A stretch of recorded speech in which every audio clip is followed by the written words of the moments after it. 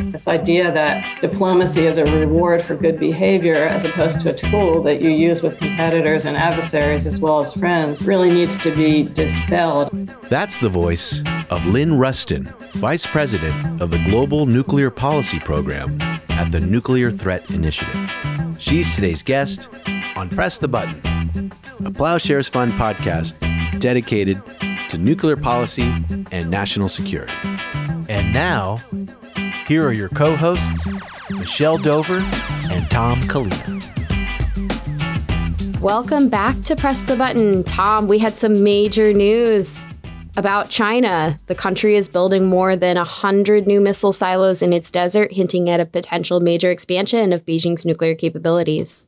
Hi, yes, Michelle, that was indeed a big discovery. You know, we've been hearing about rumors for months that China might be expanding its forces, and now we see some evidence. But, you know, we really need to stay calm. If China is building more, that is not a reason for the United States to build more. We already have 10 times more nuclear weapons than Beijing.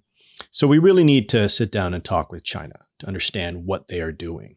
Because these new missiles are largely a response to U.S. weapons and missile defenses.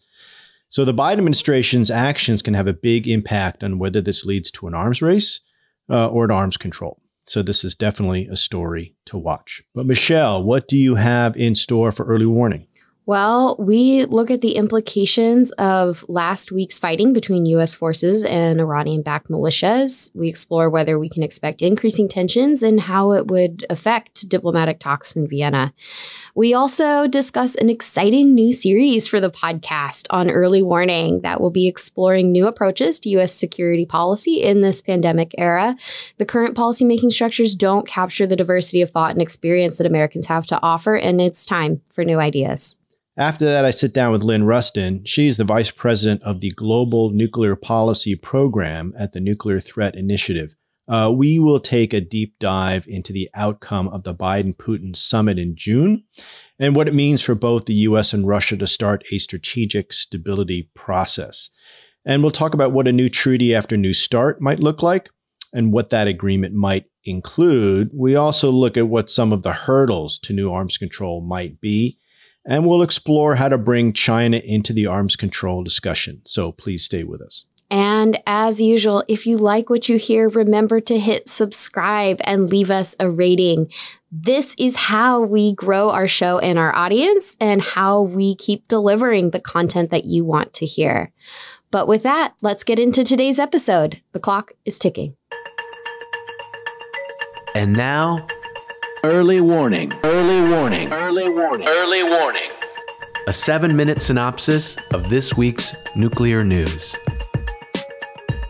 Thanks, Dal. Today I'm joined by Dr. Alex Stark, senior researcher at New America. Thank you so much for coming on the show. Thanks for having me. As you know, we have 7 minutes to cover the week's nuclear and national security news starting now. This past week, the Biden administration announced that U.S. airstrikes had targeted facilities on either side of the Iraq-Syria border, linked to militias that have Iranian ties, as reprisals for drone attacks targeting U.S. personnel in the region. This was followed by more violence, with U.S. officials confirming the next day that rockets had targeted a facility housing U.S. troops in northeast Syria, and that the United States had responded with artillery fire. Do you think these tensions will increase? Yeah, so there's always a risk, I think, that these kinds of retaliatory actions could inadvertently escalate out of control. I think it's worth noting that we've seen a similar cycle of strikes and retaliation even during the Biden administration back in late February, when the U.S. struck a site in Syria that was used by Iranian-backed militias in response to rocket attacks on U.S. forces in the region. This is also happening in a context where U.S. officials have recently expressed concerns that Iran-backed militias have been carrying out drone strikes on U.S. personnel and facilities in the region. And the administration says that it's trying to deter these drone strikes while also designing U.S. airstrikes to hopefully at least prevent escalation. Another important piece of context for these strikes is that in terms of U.S. domestic politics, all of this is happening as Congress is moving towards trying to repeal some of the existing authorizations for the use of military force, the AUMFs, a move that President Biden has backed, at least in some cases. Now, the administration did not cite these AUMFs to justify this particular attack, and instead cited Article 2 of the Constitution, which allows the executive to take action to protect U.S. service members. But I think this has still rankled members of Congress who are trying to reassert Congress's war powers authority. And this conversation will keep going. Now, internationally, do you see this fighting between U.S. forces and Iran-backed militias as having an effect on the ongoing JCPOA negotiations? I think these, as I said, these kinds of cycles of strikes and retaliation do pose a risk of inadvertently pushing the talks to return to the JCPOA compliance off course, but not necessarily a huge risk. So far, the negotiators seem to have been able to more or less compartmentalize the nuclear negotiations from these other kinds of regional issues. So I think we might expect to see that continue. The danger there is of inadvertent escalation, which in theory could throw the negotiations off track. Thanks. So now I'm going to completely switch gears on you. Last year, New America held an essay contest, which you spearheaded, putting out a call for ideas. And you asked the provocative question, so you think you can improve U.S. security policy? You asked for innovative approaches to security policy or responses that incorporated disciplines or modes of thought that were not as well represented in the contemporary policy process. And so over the summer, we are so excited to partner with you to bring on some of the authors of the winning pieces onto Early Warning to explore their ideas further. But to prepare folks for what we're going to hear, can you tell us about what the response was to the competition and any themes that stuck out to you?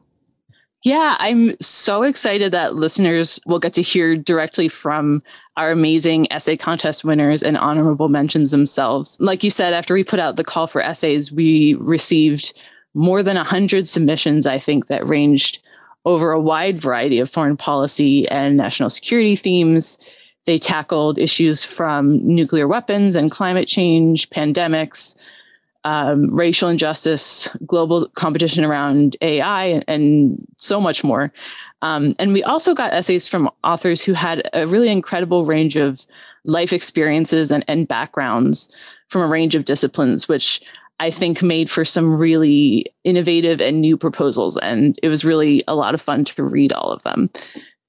So your listeners, I think, will hear proposals for dismantling ICBMs to fuel the climate future, how foreign policy should think about catastrophic risk, acknowledging and highlighting the experiences of marginalized communities in the U.S. through storytelling, how to guard the right to privacy around security and criminal justice technology, and so much more. And I won't give you any more spoilers. Thinking broadly about this, how do you see the potential for these ideas to impact policy?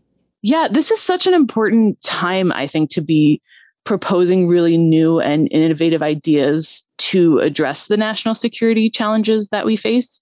Just, over the past year or so, many Americans have started to kind of have a deeper understanding of the connections between racial injustice at home and America's role in the world. We've seen how a global pandemic and the effects of climate change can profoundly disrupt our everyday lives firsthand. And at the same time, a new presidential administration and a new Congress have shown that they're at least open to thinking about these critical issues in new ways. So I think this is a really important time to get these ideas out into the world so that they are able to affect policy. For those who can't wait to listen to these interviews, where can they go to find the list of winners and their ideas? Yeah, they can go to New America's website and visit the New Models of Policy Change Initiative site, where we have a list of the winners and links to their essays. Alex, thanks so much for joining. Thank you. Hi, my name is Elizabeth Warner, and I'm the Managing Director of Plowshares Fund. Even though I've been working in the nuclear field for nearly 9 years, there is still so much to learn. That's why I'm a dedicated listener of Press the Button. I so appreciate each episode where I can get the top stories of the week and a deeper dive into critical conversations with thought leaders and experts in nuclear policy and national security. I'm also a proud supporter of Plowshares Fund. Did you know that many of the guests featured on Press the Button are supported by Plowshares? Since our founding 40 years ago, all of our work is made possible by individuals just like you. Curious, committed, passionate. If you like what you're hearing on Press the Button and want to support the work of Plowshares Fund, please donate today. Whether it's $5, $50, $500, your generosity helps create a safer future free from the threat of nuclear weapons. Visit plowshares.org today to make a donation. Or join me and make it monthly. Whatever you do, stay informed, stay safe, and stay connected. Together, we can create a world where nuclear weapons can never be used again. Thank you for listening.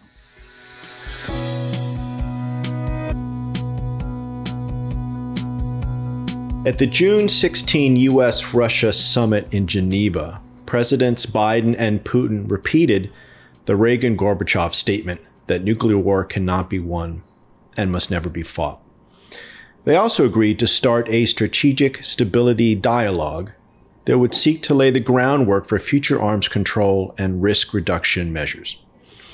And since then, we have seen satellite evidence that China is planning to expand its much smaller nuclear arsenal, and they are increasing calls to bring Beijing into the arms control process. So, lots happening on the global nuclear policy front.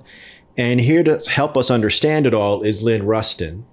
She is Vice President of the Global Nuclear Policy Program at the Nuclear Threat Initiative, and she has held senior positions in the White House, the Department of State, and Congress. Lynn, great to have you here. Thanks. It's great to be with you, Tom. Let's start with the U.S.-Russia summit. In Geneva, Presidents Biden and Putin repeated the statement that nuclear war cannot be won and must never be fought.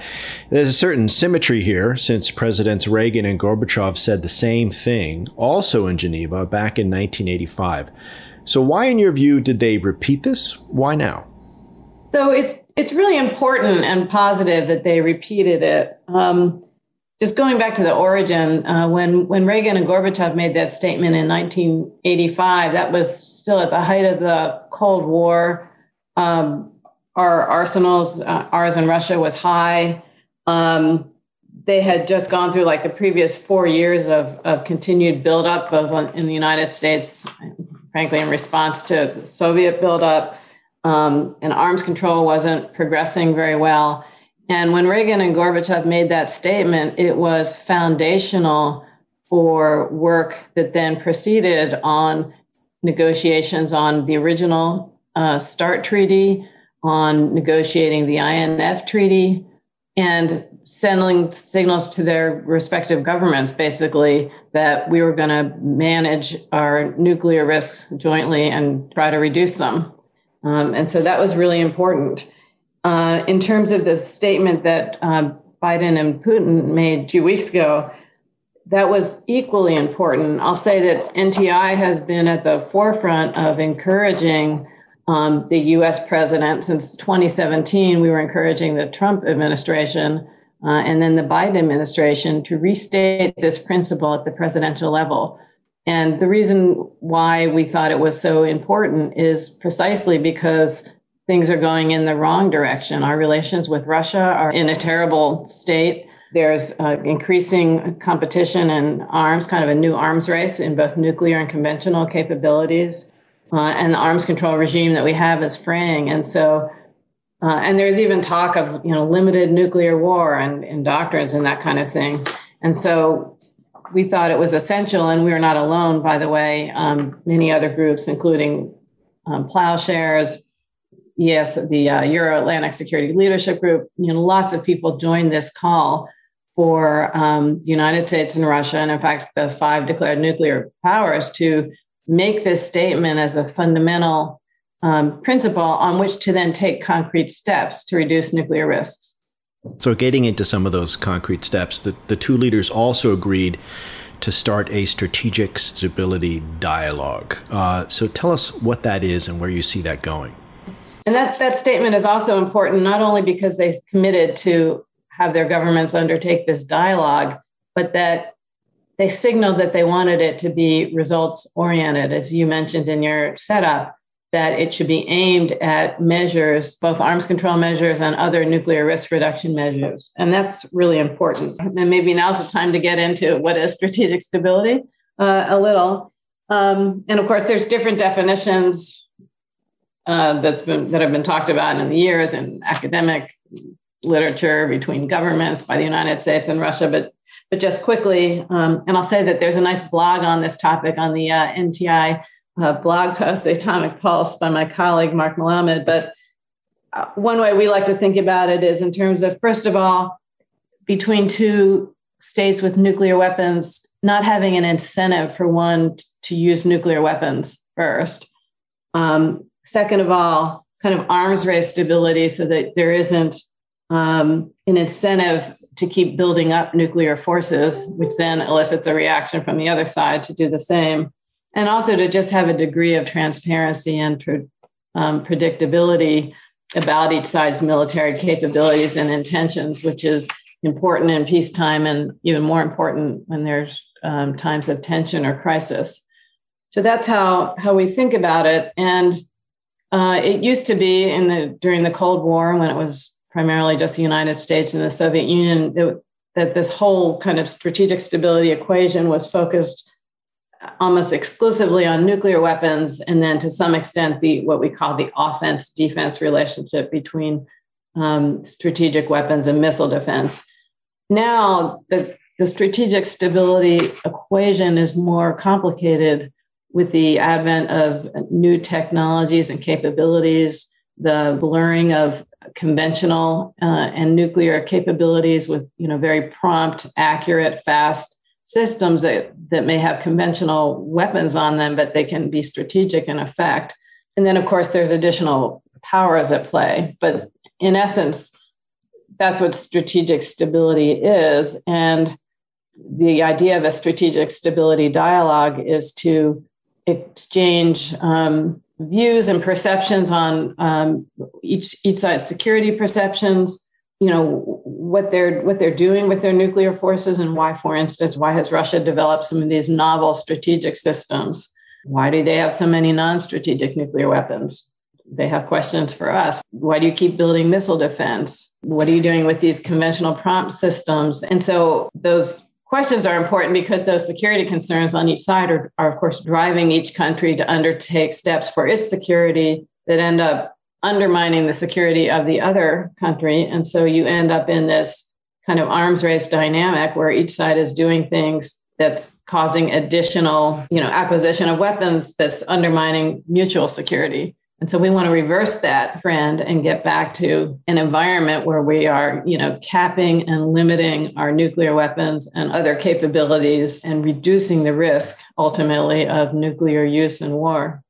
And of course, part of that process of creating stability and predictability is arms control, legally binding arms control agreements. And of course, the last existing one, the New START treaty, was extended earlier this year, will expire in 5 years. And so there's an imperative to get on with it and figure out what comes next. So in your view, what does come next? What would a new agreement cover? Yeah, and that is a key question, and ultimately that's one of the questions that the United States and Russia need to answer in this strategic stability dialogue, which in my view, it's essential that it go beyond that initial kind of exchanging of views and grievances about what each side is doing to the practical, and where can we find overlapping mutual interest to get to the next agreement. And when I think about what comes next, I think it's probably a mix of legally binding instruments, I hope, but also other more flexible instruments to deal with some of the issues that don't lend themselves as much to legally binding agreements. But I do think there should be a successor agreement to New START that at a minimum limits all of the strategic nuclear systems that are limited in New START. But in addition, we'll have to address some of the strategic nuclear systems that Russia is developing that fall outside of the treaty's definition, and could address other things. And when I say could, for everything I'm going to talk about, there's different ways you could do it in terms of how you know, whether it's in the same agreement, whether it's in a separate set of agreements. But these are the basket of issues that we're probably going to have to make progress on to get to the next strategic reduction agreement. And so, you know, one thing is this issue of conventional prompt strike capabilities, strategic range. I mean, I think one thing you could do is just agree that those systems would be counted in the next agreement, whether they're nuclear or not. Russia has some that are dual capable. We've talked about developing some that would be conventional only, but actually the way we structure New START and previous strategic agreements, they limit the delivery systems regardless of what kind of warhead is on them. And so one way would just be, as I say, if they're the strategic range, so long range enough to hit each other's homeland, they could just be counted under that agreement. But there's other ways. I think there's a strong sense that either in or in parallel with the next strategic agreement, we need to begin to cover all nuclear warheads. So not just the warheads that are deployed on strategic systems, but the total stockpiles of each side. The United States has an interest, a concern about Russia's growing non-strategic nuclear warhead stockpile. We have many fewer of those, but if you look at the total stockpiles, our numbers aren't that different because the United States has more non-deployed nuclear warheads. And so that's why I say if you're trying to, one way to get at the Russian non-strategic is to have a cap on total nuclear warheads and then force some trade-offs. What's challenging about that, aside from the fact that Russia doesn't show a lot of interest in it at the moment, is the verification. Because if you're really trying to verify the number that requires new verification measures at facilities that up to now we've not tried to monitor, like production and dismantlement facilities. There are different ways to start with, you know, an agreement on a total limit.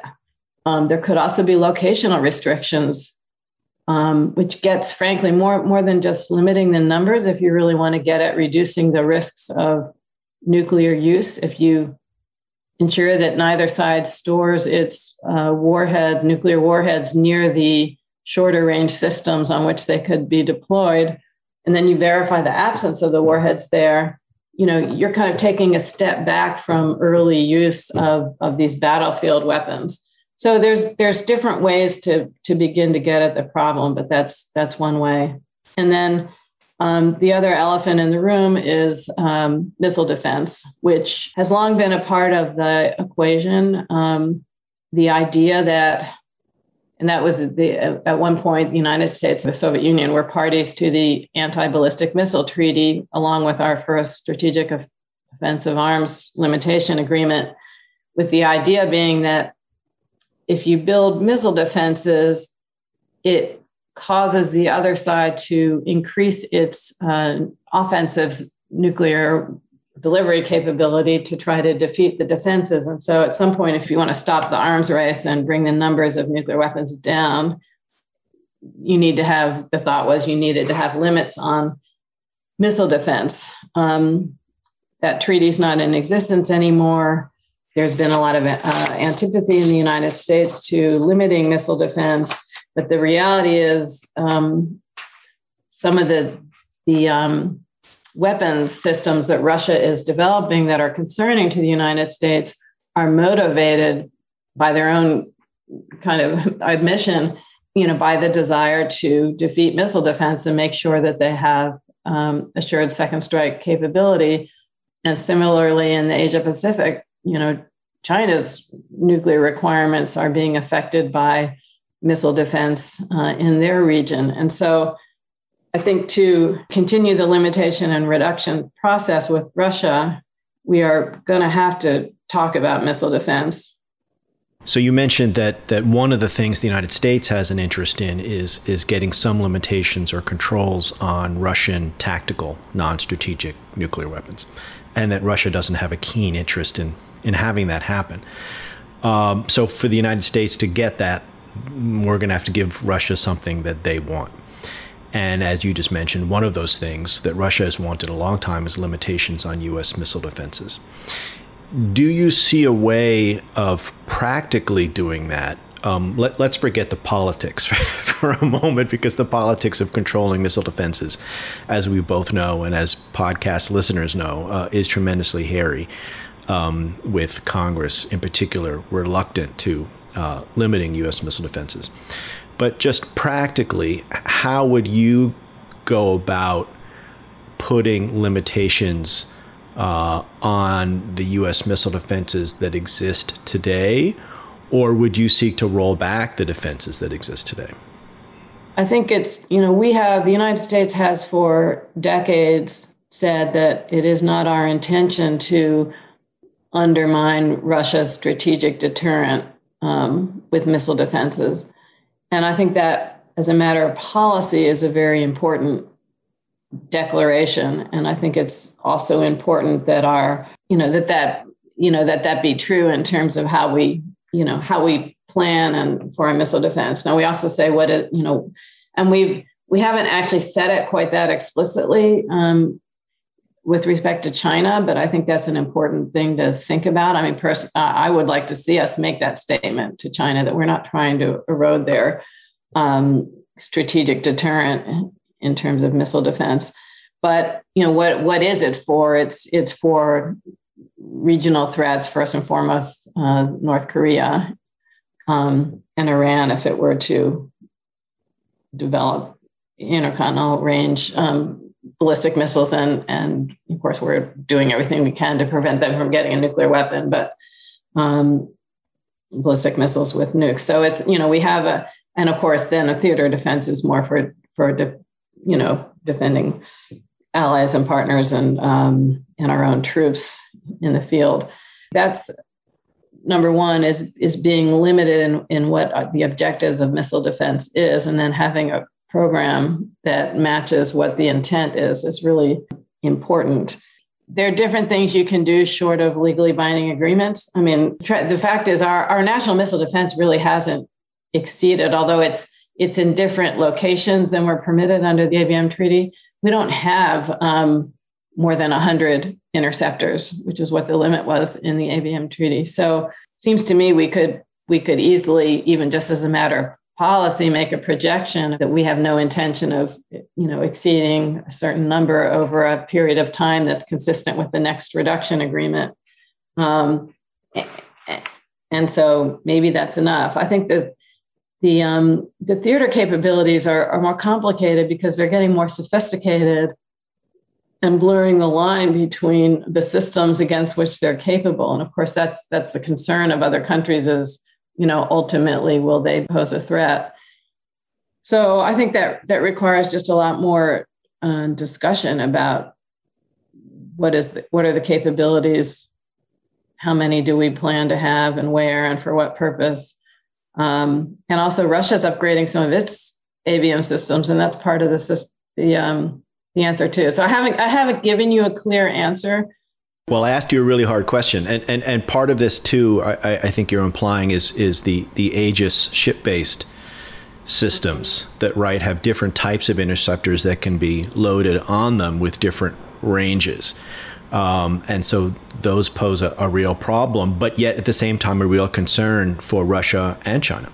Yeah, and I don't know if it's the different ranges, but it's like how capable will future generations be? And it's the ships that are, it's the ships that are mobile. And so what missiles they can hit at what point in their trajectory depends on where they are physically and how many of them will we have. So that does mean it's a much more complicated question. And I have to say, when the Russians, in the Obama administration, and I was part of this, we offered a pretty robust transparency agreement, so that we would declare, what our plans were for the next 10 years in terms of, missile defense, what the capabilities of these systems would be, that kind of thing. And the Russians, they didn't bite because we didn't offer a legally binding agreement.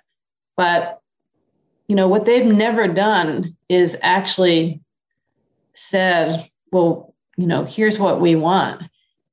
And it's actually a much more complicated question. I mean, I think if you had both countries and Congress all saying, yeah, that's great, we should work something out.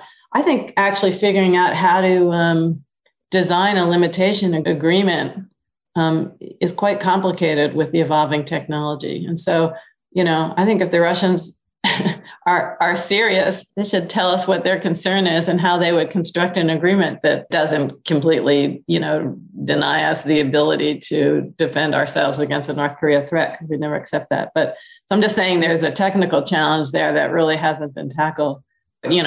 Is there a limit to what we do in terms of missile defense? Because it may be prompting some counterproductive actions from Russia and China that aren't a net benefit for our security. And it's still true that, that offense is cheaper than defense. And, you can't have missile defense to defeat sophisticated missile threats, and we shouldn't be trying. Well, on that point of unproductive activities that other countries might take, my final question to you is on China. Satellite photos have recently revealed by our colleagues, I should say, Jeffrey Lewis and Decker Eveleth at the James Martin Center for Nonproliferation Studies, that China may be planning a significant expansion of its relatively small nuclear force. And this may be in response to U.S. missile defense activities and China's concern that there could be, for example, a surprise U.S. strike, and that U.S. missile defenses could be used to intercept whatever weapons could come back from China. So what do you make of all this? First, the new satellite imagery that we're seeing, but also your thoughts on how the Biden administration could engage with China to reduce some of these threats. Sure. So all I know is, what we both read in the as well as the testimony of administration officials over the past, both in the Trump administration and now in the Biden administration. And so we understand from them that the projections are that China could have the capacity to double its nuclear weapons over the next decade. And I think it's important to remind people that China is estimated to have under 300 nuclear weapons now. In contrast to the United States having almost 4,000 and Russia having a little more than 4,000. So they're still orders of magnitude below where the United States and Russia are, and they're more in the UK and French range. But still, doubling is a concern. Although that's a capacity assessment. I don't know whether it's an intent assessment, since I don't have access to the classified assessments. The silos, that's clearly a new development and suggests that they're going to a silo basing mode. It doesn't necessarily tell us what their intent is on numbers, because as I guess Jeff Lewis assesses, that maybe that they, want to,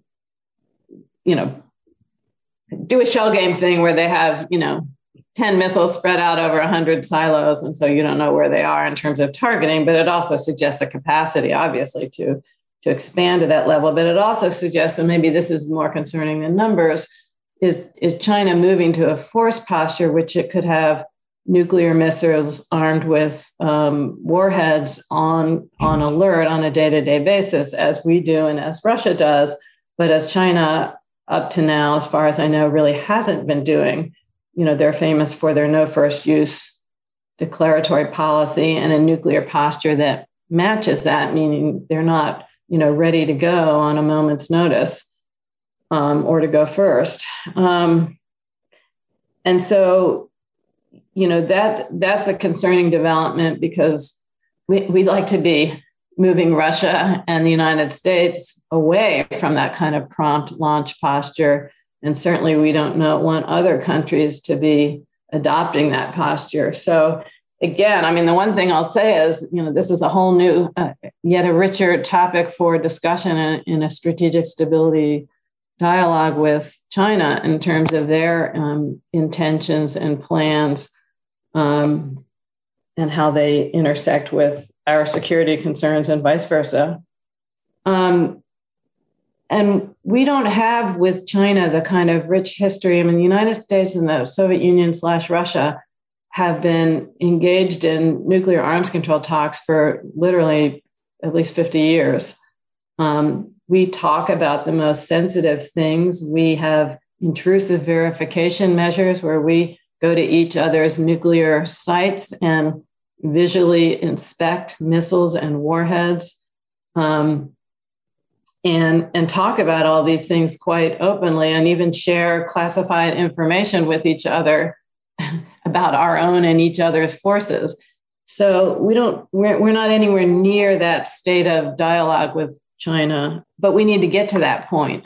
So I think first we have to have the space for political and military, dialogue with China, and the same is true with Russia, by the way. I mean, this idea that diplomacy is a reward for good behavior as opposed to a tool that you use with competitors and adversaries as well as friends really needs to be dispelled. I mean, it is really important that we have channels of dialogue at multiple levels in the government with China on the broader issues, but also on the mill-to-mill kind of issues, and eventually these strategic stability issues with the experts who can talk about it, not just the regional people who kind of talk at a very high level.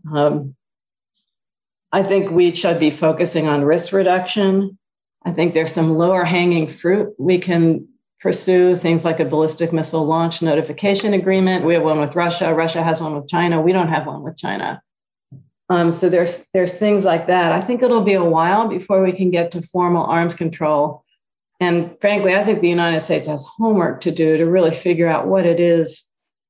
What is it that we want in an Asia context in terms of kind of arms control and limiting what we're concerned about with China? And the flip side of that is what are they going to want in return?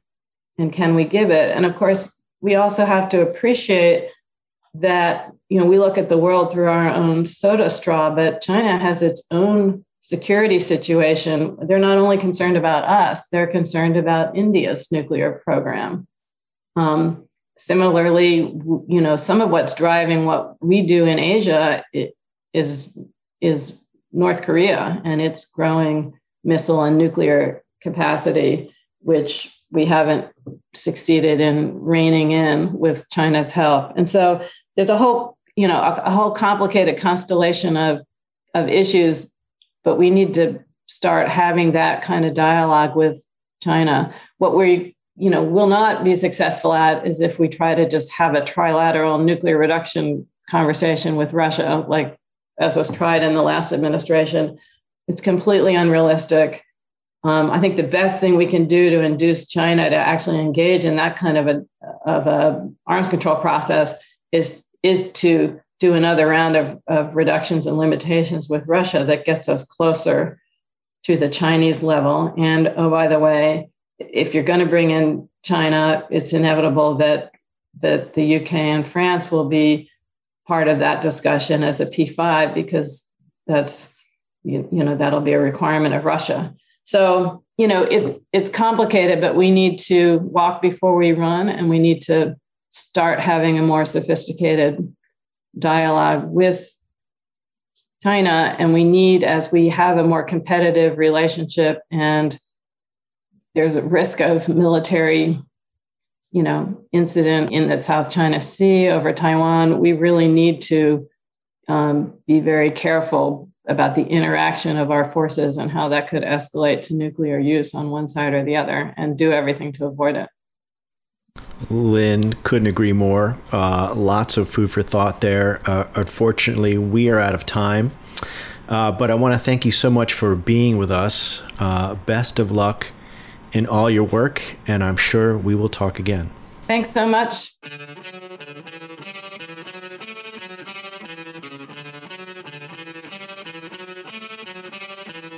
Thanks for listening to Press the Button.